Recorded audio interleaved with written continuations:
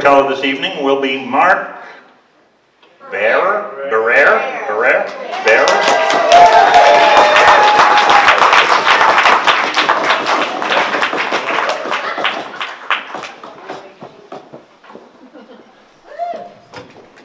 Woohoo. There comes a time in every man's life when he has to come to terms with how much he can control his own fate. That moment came for me on a hot spring afternoon on the edge of the Sahara Desert, while Mustafa bin Said laughed uncontrollably while looking at me. Flash back 2 years. I was a young, aspiring architectural student, University of California, Berkeley. I played the part well. I was unbelievably and obnoxiously self-righteous. I was there to save the world. And believe it or not, I had a ponytail. And an earring as well. And I was studying how to house the third world. And I was into mud. Yes, glorious mud. Believe it or not, about 500 million people on this planet live in mud structures. The pueblos in Taos, New Mexico, they're about 1,000 years old.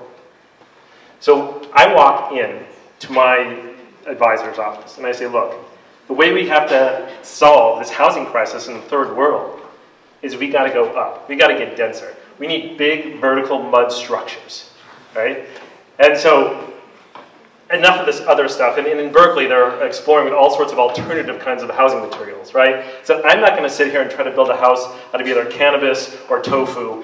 I'm all about mud. Right? So, and he says to me, Mark, sit down. I said, yeah.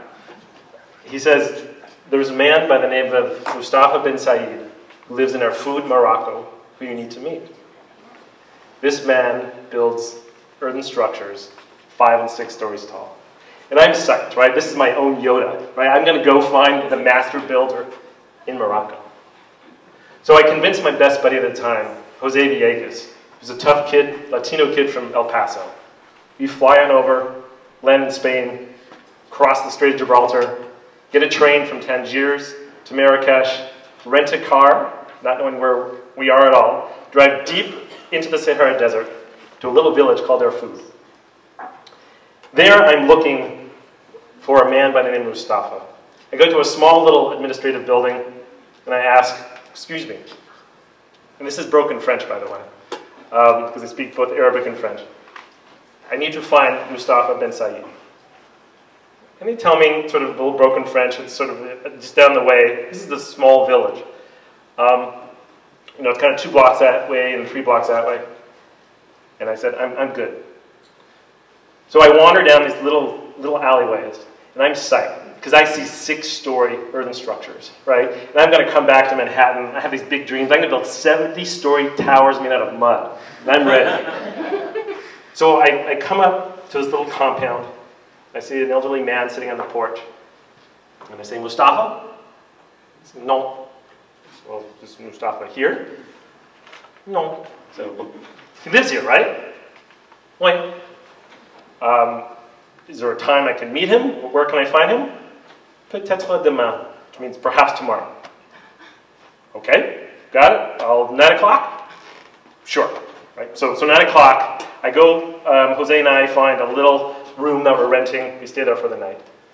Get there the next morning at 9 a.m. I find my little friend sitting out on the porch of this little compound. Say, Mustafa in? No. Okay. Is he working nearby? Does he have a phone number? Can I schedule something? No.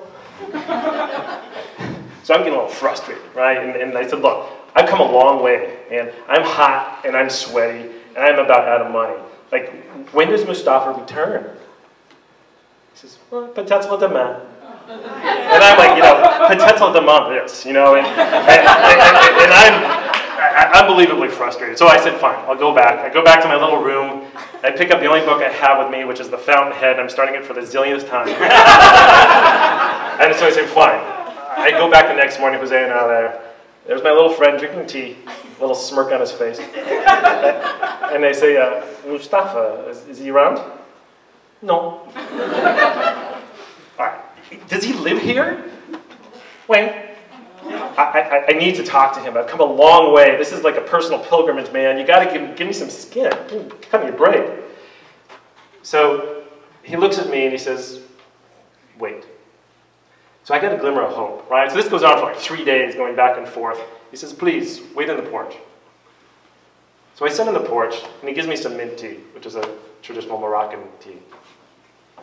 By the end of the day, you know, I'm exhausted, I'm sweaty, and I'm just frustrated. I'm ready to go home. I see a tall, statuesque man. Looks rather Western, he has kind of spectacles, and walking up the road, and this is him. And I look at him and I say, as he comes out, and I say, Mustafa. And he looks at me, kind of taken aback, and I don't know what came over me, but I let it all out. I said, Mustafa, where were you? Your friend here told me you're going to be here 3 days ago. Here, I'm running out of money, and I'm hot, and I'm tired. I don't even know where the hell I am. Please, what's going on? And he just looked at me, and you know, a spittle coming out, and I'm just like hot, and I look like a mess. And he just starts uncontrollably laughing at me. And I felt this big. And at that moment, it was just an epiphany. It was a surge of who I am, right? And I realized I'm such a product of the West, right? And I sat there and I realized no one here is a prisoner of time out in the Sahara Desert. And you know, you can't control your own fate out in the Sahara Desert. And if it doesn't happen today, it'll happen tomorrow. If it doesn't happen then, peut-être demain, the next day, right? And it's okay. And so I gathered myself again, I said, and I apologized. I said, look, can I come back tonight? And he graciously accepted, and I felt ridiculous. And I went home, and I cleaned up a little bit, and I went back, and it was right about dinner time, and we spent a long evening over many beers discussing the marvels of 6-story earthen structures and all the anchor bolts and seismic reinforcements and then reinforced knee bracing and et cetera, et cetera.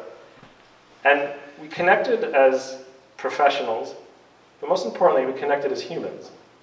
And although we come from such different places in space and time, we understood each other, and I understood myself too. Thank you.